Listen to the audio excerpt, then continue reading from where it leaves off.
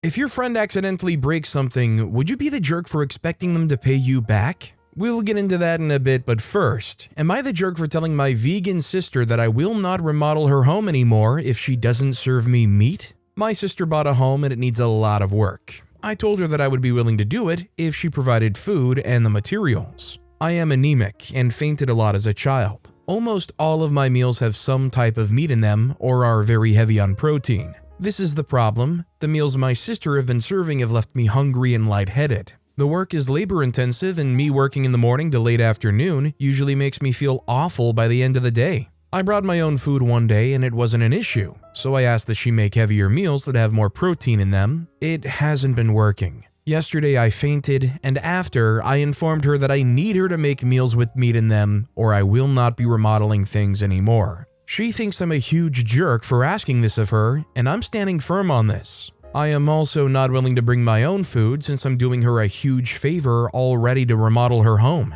Ultimately, I think OP's not the jerk here, but I do feel like if OP has a dietary requirement to make sure that they're not getting lightheaded, fainting, that really did need to be described explicitly in the beginning when you made this agreement that she had to provide the food. That said, this isn't like some formal contract arrangement or some out-of-the-blue thing that OP's saying, listen, you have to have meat or I'm walking out of here. This is something OP seems to have communicated and worked up to after fainting. Ultimately, I can't say that they're the jerk for saying, listen, either this is adapted in a way that works for me or I literally cannot keep doing this for my health. I feel like some kind of alternative should be able to be worked out here, whether or not it's like her paying for the food and you kind of provide it for yourself, even if it's like a fast food thing. But if it can't and it's solely a, you have to make this meat for me, and if you can't, I can't do this, it's disappointing, but I don't think OP's the jerk. Also, hi, I'm Steven, and if you guys enjoy getting to decide whether or not all of these people are jerks, why not hit those like and subscribe buttons down below? That said, our next story is, am I the jerk for going to a family event that my sister was not invited to after she bailed on a funeral?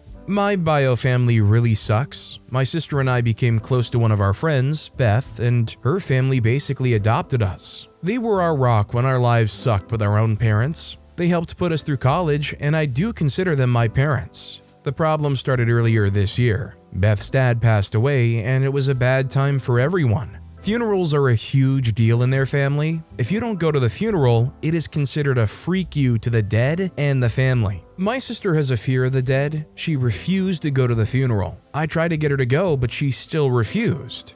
The day came and went, and they did not take it well. Beth's mom really didn't take it well and basically banned her from her home. Her words were that he gave so much to her, and she basically spat in his face by not going. Basically, everyone in the family has ticked at her. She's not been invited to the home and got kicked out when she showed up once. They have a big family reunion in July each year. We both have been going for years, but this year, she did not get an invite. She called me up and asked me not to go. I told her that I plan on going, even though she's not invited. We got into an argument and she thinks I'm a huge jerk for going, and I pointed out that she knew they would not take it well that she didn't go to the funeral. OP's obviously not the jerk for them deciding to continue to go. I think it's very easy to point out the fact that both things can be true, both being OP can still go to this family event, and the family's not being considerate enough in understanding that she had a real fear, that it's ridiculous that they're outcasting her over that. Agnar Krakenhammer wrote, not the jerk. No one likes going to funerals, but given how much Beth's dad did for you and your sister, I agree with Beth's family. It was the bare minimum she could have done as a final sign of respect, and she bailed. She can now deal with the consequences of her actions. Independent 4134 added, agreed. No one likes going to funerals, but you can still show up even for a short period to pay your respects. My cousin hates funerals since she lost her daughter. She still comes, hangs at the back of the room or mainly in the hallways. Everyone gets it, but also appreciates that she made an effort. It's not your responsibility to fix your sister's mistake. Our next story is, would I be the jerk for having a vegetarian-only wedding? New to Reddit as I need opinions. My fiance and I, both 30s, are getting married in a couple of months. We now need to finalize our menu choices for our guests. Now, we're vegetarian. In general, we're pretty relaxed vegetarians. If we go out, we totally don't mind if our friends or family choose meat or fish to eat. Same if we visit family. As long as there's a veggie option, then great. Now, back to the wedding. On looking at the choices and given it's our day, we thought it would be nice to have a fully vegetarian menu. My 32-year-old female parents are paying for the meal and have been absolutely stunned by this choice. They say it's disrespectful to people who aren't in the vegetarian culture, and also disrespectful to our own values in terms of ensuring our friends have a nice time. They say it's forcing our ethics on other people. My viewpoint is, it is one meal only on our day where I'm sure it will be delicious whatever they're served. None of our friends have ever complained when coming to our house for vegetarian food, but my parents say that it's different at a wedding because people expect luxury food, especially if they're traveling from abroad. Many are, and apparently this needs to include meat. I am honestly Natalie Imbruglia torn on this. Personally, I don't mind that much of our guests eat meat, but it is inconsistent with our own life choices and it is our day, so that could make it feel inauthentic. And I think the whole focus on meat thing is quite generational. My parents are in their 60s. My fiance agrees with me, but the issue is my parents are very kindly paying for the meal. Would I be the jerk if I got everyone only vegetarian food? So as far as I'm aware, there's no actual condition at all that requires somebody to eat meat. As in literally any condition that requires a dietary focus can be covered through some kind of alternative means. This situation makes me think about how people get so up in arms if somebody decides they want a dry wedding, and how it kind of surprised me to learn that if you're having a dry wedding, you need to make sure well in advance that you inform everybody that it's going to be a dry wedding. Apparently, most people expect that there's going to be alcohol served. As somebody that doesn't drink, it kind of surprises me that there's this overwhelming expectation that yes, you almost have to, or you have to accept that people are going to cancel because you aren't serving alcohol. The only thing that holds me back on this is the fact that the parents are paying for it, so I think it's a little fair if they have like some say, and even to the point where if they don't want to pay for it anymore, that might be a consequence you have to live with for putting your foot down here. Owls and Cardinals wrote, "Not the jerk. Omnivores have all eaten plenty of vegetarian and even vegan meals without intending to.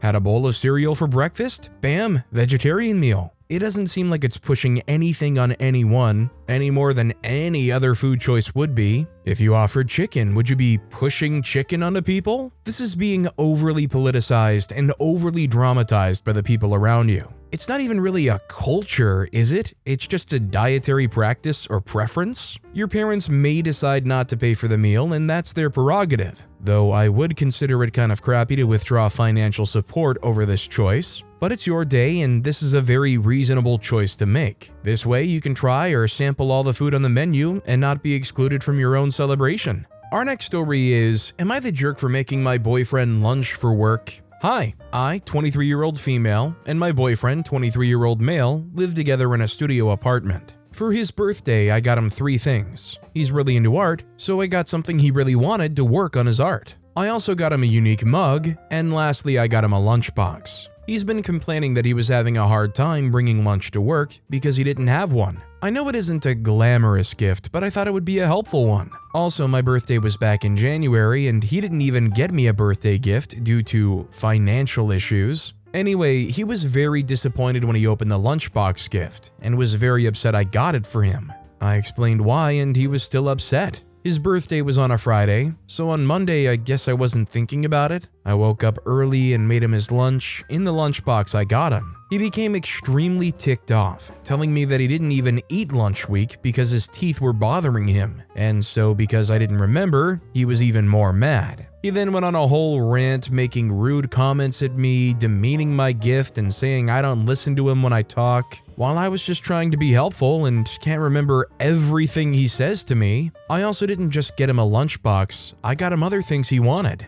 Am I the jerk? I think OP's clearly not the jerk here. While maybe it could have even have been misguided in some ways, it was coming out of a place of sincere thoughtfulness, and this guy's reaction is just so entitled and rude. At least that's how it comes across to me. Rude Flamingo 5420 wrote, "Not the jerk. I saw your other post from 10 months back, and honestly, please leave this man. Trust me, I'm 41, been there, done it all, that you will find love again. You will laugh and be treated wonderfully once you dump his sorry butt. The man is a baby. He doesn't treat you well or how you deserve. No matter how stressed my husband is with work and finances, and even when we have our occasional disagreement, he will thank me for making him dinner and whatnot because we love each other and have respect. Please, you deserve so much more, and will find it. Trust me. Our next story is, am I the jerk for telling all of my family that if I'm babysitting, there are no rules? My family tends to stick me, female 18, with my nieces and nephews when we get together. I am also the go-to for babysitting. I do not get paid for this because since my siblings watched me when I was little, I owe them. I don't really mind. I love all the kids and they're well-behaved and polite, with me at least because I don't put up with their crap. I established dominance early with all of them. I also have no craps to give when it comes to the rules regarding watching them. I would never allow them to get hurt or anything.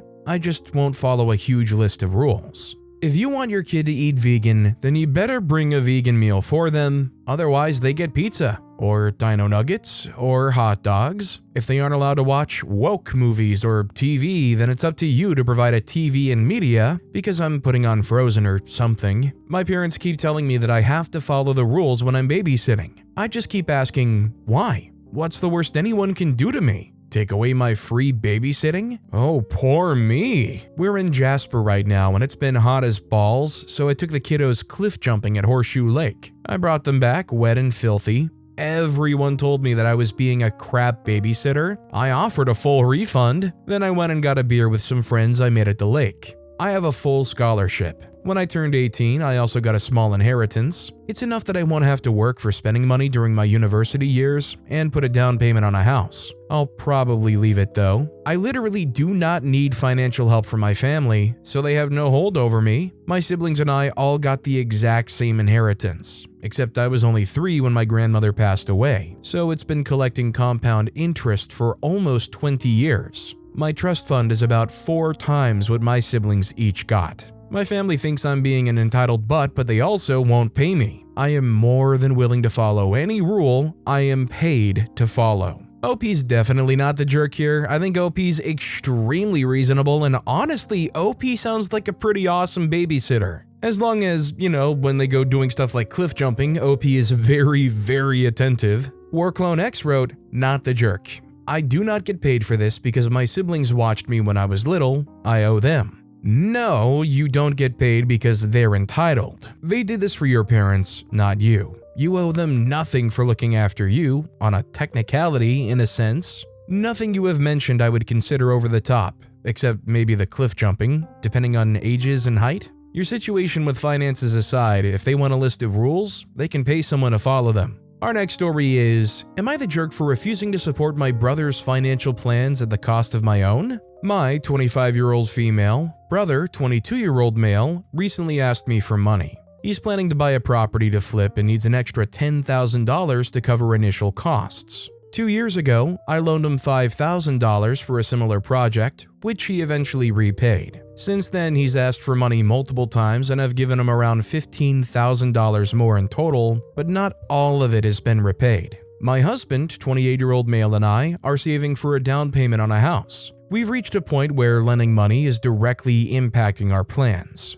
When my brother asked for the money, I told him we couldn't afford to help this time. He called me selfish. My parents have been blowing up my phone since, demanding I help him because family should support each other no matter what. My husband fully supports my decision and thinks it's time to set firm boundaries, and I think I agree with him, but I'm starting to doubt myself. Am I the jerk? Some extra context. I told him I would be lenient with getting him to repay the other loans because his husband was hospitalized and he had medical bills to pay. But that's far in the past now, and he seems to think he's been let off the hook. I think especially that extra context helps a lot, especially the part where OP says he seems to think he's been let off the hook.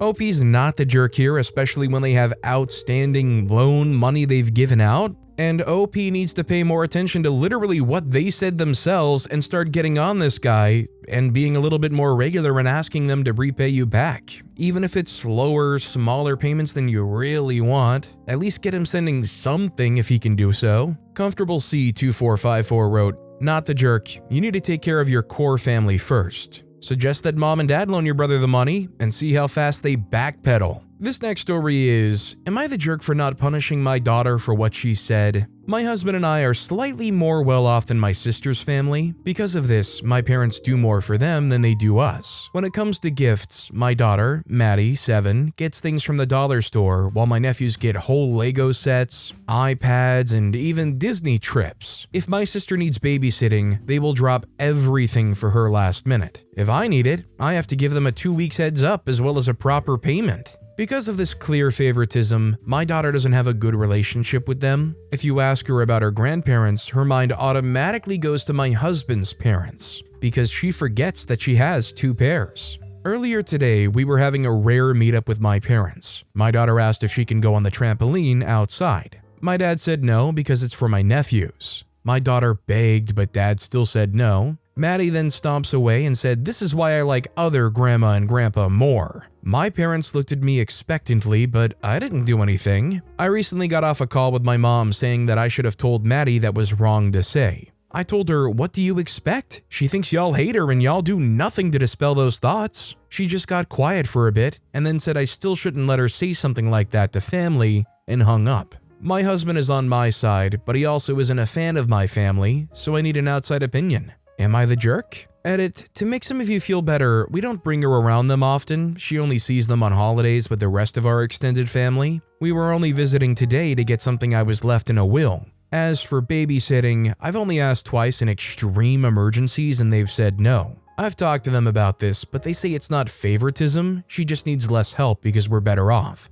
Update, just got off the phone with my uncle. Apparently dad called him ranting about how disrespectful we are. Apparently this all stems from me going to college. Dad said since I have to be all hoity-toity and go to college, I shouldn't need his help and I should be living the easy life. He also said I'm selfish for trying to take help away from those who need it. Not sure what to think about all that. He's never brought up having a problem with that before. I'm going to discuss this with the rest of the family because with the holidays approaching, I don't want to cut everybody else out to avoid them, so I'm going to ask how they feel about all this. I don't think OP's the jerk here, and to be completely honest, I think I can kind of relate to it. Now, I don't specifically remember this experience, but one of my sets of grandparents who live far out of state flew down to visit one year, which was a very rare occurrence. I was probably 8 or 9 years old, and at that point, we had just gotten Guitar Hero for the first time when that was like a brand new thing. And apparently, and this was retold to me, I don't specifically remember this happening, me and my siblings would go and grab the guitars and say, "Come on, grandma or grandpa, come watch us play." And apparently, they specifically said, "Don't call me grandma and or grandpa." I don't actually remember that happening, but needless to say, that tells you enough about how close we were. Definitely much more closer to my other grandparents. Betsy wrote, "Not the jerk for not punishing your daughter, but why do you force her to be around your parents when she clearly knows they favor her cousins? Why was she the one to point out the favoritism? As her parent, you should have been the one reprimanding your parents for the treatment of your child. Maddie deserves grandparents who appreciate her, and if she can't have that, she should at least have a mom who sticks up for her. Go low contact with your parents until they're ready to treat all their grandkids equally." OP responded saying, "I've spoken to them several times and the excuse is always that it's because we make more money. As for why we still see them, it's mostly for holidays and special occasions when the whole extended family is around. We only visited today to take care of some legal stuff. As for Maddie, this is the first time she said anything negative about them." Our next story is, am I the jerk for asking my friend to pay me back for breaking an expensive skincare product?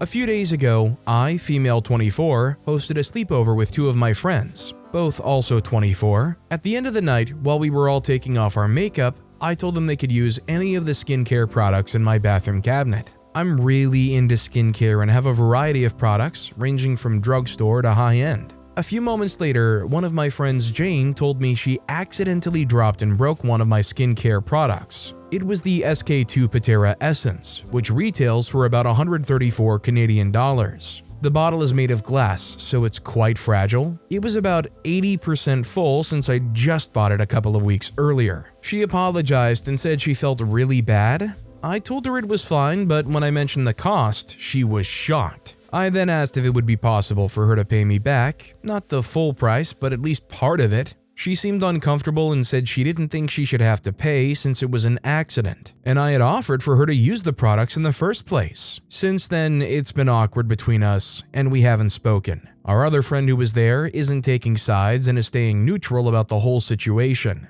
Am I the jerk for asking her to help cover the cost of the broken product? Edit, I wanted to thank everybody for their input. I didn't expect this story to get that much attention. I've been reading the responses you guys left, and just to clarify some things, I didn't tell my friends about the price beforehand because it would be kinda awkward to say, hey, you can use all my stuff, but be careful, it's really expensive. I trusted my friends to use my products responsibly. I keep all my skincare in the same cabinet regardless of cost, because I use them on a daily basis, so it's just more practical. Jane's not wealthy, but she is financially stable. She admitted that she knew it was an expensive product, she's heard of the brand before, but didn't realize it was that expensive. This isn't a hill I want to die on, so I'm not going to press the issue further with Jane. I texted her to let her know that she doesn't have to reimburse me. Thank you again for all the perspectives. I would definitely feel very torn in this situation, I think. On one hand, I would really greatly appreciate it if they offered to pay something or, I don't know, try to make up for it in some way. I mean, I feel like at the very least, they should be extremely apologetic here.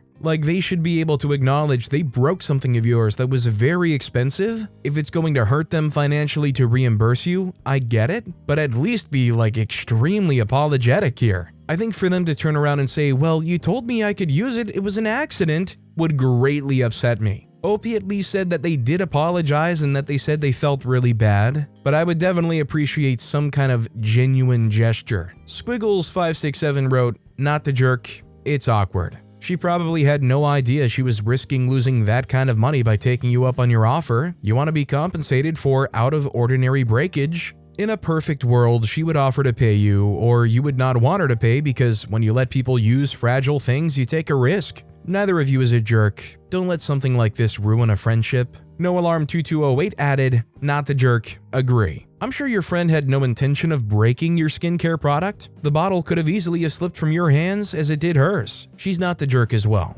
The breakage was accidental. Though it would be great if she reimbursed you for a partial cost of the broken product, it probably won't happen. In that case, you'll have to accept what happened and not make it a bigger issue unless you want to ruin your friendship. Edit, if I broke something at someone's house, I would apologize immediately and pay for the broken item. The only reason I didn't say that to OP was because her friend said something to her about it, that it was an accident and she shouldn't have to pay for it. If OP values the friendship, she won't push the issue. If not, she can ask directly for reimbursement again. There's no guarantee she'll get it if she asks again because her friend already said no. Our next story is, am I the jerk for telling my uncle that the only reason we're speaking in his language is because he doesn't know mine? My parents immigrated to the US before any of my siblings or I was born, but all of their family stayed behind in their home country, Vietnam. I grew up learning Vietnamese and speaking it at home to the point that I've been told by people in Vietnam that my pronunciation is pretty much indistinguishable from a fully native speaker.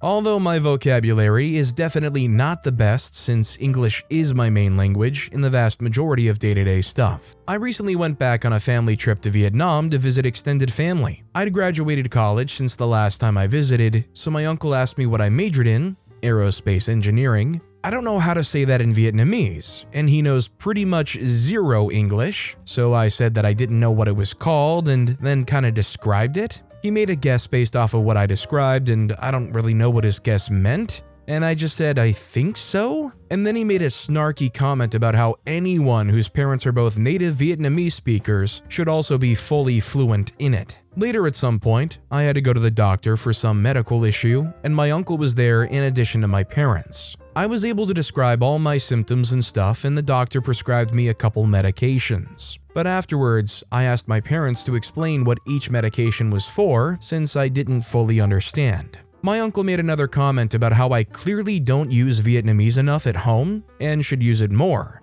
And then I kinda snapped and said that I was good enough at it for my own satisfaction. He smirked at that and was like, it's your native language, you should be better. And then I replied with something along the lines of, no, my native language is English. The only reason we're conversing in Vietnamese right now is because that's the only language you know. After that, it was kind of weird. We usually don't interact all that much, but I've been steering clear of him because it still annoyed me, but I don't know if my response was too mean. I feel like the uncle was being weirdly confrontational and overly judgmental here. I guess they're trying to shun OP for not being a true person of their culture or fully embracing their roots and being fully fluent in Vietnamese, but it's just a ridiculous thing. And clearly, I can't fault OP. I don't think OP's the jerk. Mystique Elephant wrote, "Not the jerk. Good for you for standing up for yourself. Knowing more than one language, it's already a lot. Most people don't speak any other language besides their native one. Besides, your native language is indeed English, so I don't see the problem." Annie Selke replied to Mystique Elephant's comment quoting, "Most people don't speak any other language besides their native one," writing, "I do believe that most people speak more than one language. I did a quick search and less than 50% speak only one language. My source said 40% is monolingual, all others either bi or multilingual. As many countries have more than one official language and English is taught almost everywhere. And taking up even a third language in school isn't uncommon. Personally, I had 4 languages in school. One is Latin, so it doesn't really count, and one in university and learned one on Duolingo. While I'm only fluent in my native language in English, I do get through a bit of small talk or asking things in 2 others, and that's not a special case. English and native language is the norm where I live, and usually people learn at least one more." Our next story is, "Am I the jerk for telling my dad's wife his lies are not my fault and she shouldn't blame me for him saying she would be my new mom? I, 17-year-old male, was forced to go to therapy with my dad and his wife Haley 3 months ago, and as of our session on Thursday, I am in pretty deep crap and want to know if I'm wrong. Timeline: my mom died when I was 7. This was in September 2014. Dad and Haley met in December 2014. They started dating in January 2015. I met Haley in March 2015 at my 8th birthday party. Haley moved in with us in May of 2015. Dad and Haley got married in July of 2015. Haley always wanted to be a mom. I've heard her say it a million times. She can't have biological kids. I believe she's actually sterile and not just infertile, so like no chance. Dad knew she wanted kids.